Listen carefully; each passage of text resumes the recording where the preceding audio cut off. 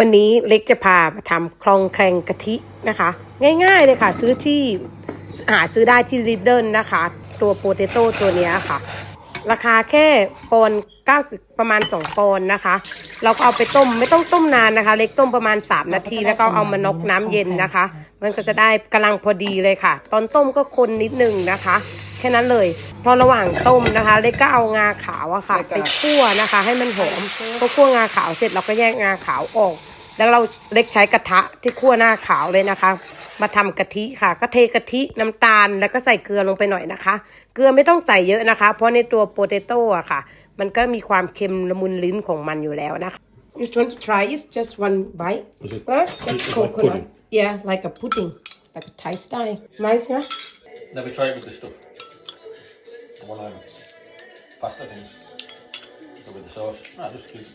Yeah, try it on. Let me know.